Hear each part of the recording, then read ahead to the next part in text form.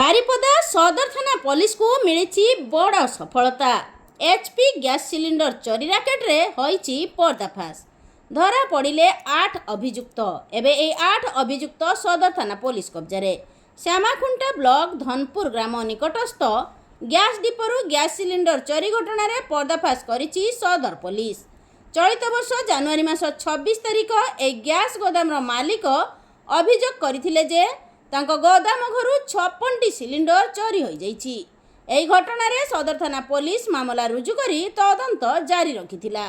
ପାଖାପାଖି 4 ମାସ ପରେ ଆଜି ସଦର ଥାନା ପୋଲିସ 18ଟି ସିଲିଣ୍ଡର ସମେତ 5 ଜଣ ଚୋରି ଗ୍ୟାସ୍ ବିକ୍ରେତା ଓ 3 ଜଣ କ୍ରେତା ସମେତ 8 ଜଣଙ୍କୁ ଗିରଫ କରିଛି।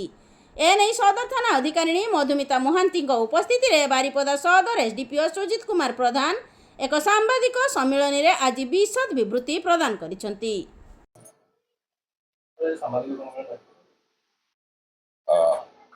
आज सदर थाना परिसर भर गोटे संवाद सम्मेलन डकाई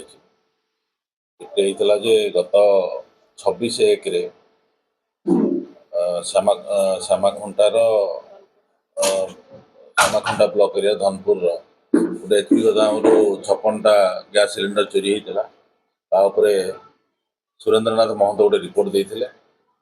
रिपोर्ट देवापर केस नंबर 27 डेट 26/1/2024 457-380 केस होता। से केस इन्वेस्टिगेशन कलापर 5 जन आक्यूज को अरेस्ट कराई। 5 जन आक्यूज को अरेस्ट कराई और 3 जन रिसीवर को भी अरेस्ट कराई। बर्तमान सुधा 56टा जो चोरी होता से 18टा गैस सिलिंडर मिली। पाखर जो वेहिकल यूज करुले वेहिकल गुड़ाक गोटे Tata Indigo CS Tata pickup गाड़ी सीज कराई। मोबाइल फोन मिली।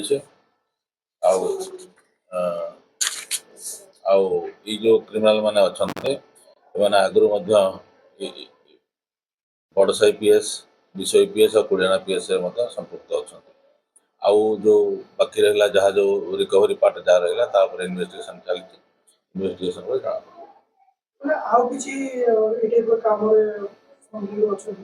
हाँ से संश्लिष्ट अच्छा बड़साई PS विषय PS कुड़ियाना PS case registration gas cylinder चोरी चोरी नहीं सोफार हत्या वेहिकल ना चोरी वेहिकल गोटे तांकर जो माने अक्यूज अच्छा से मानकर वेहिकल कन्फ्यूज करछन सर से अन्य थाना रे जो चोरी से इन्वॉल्व एडमिट करछन।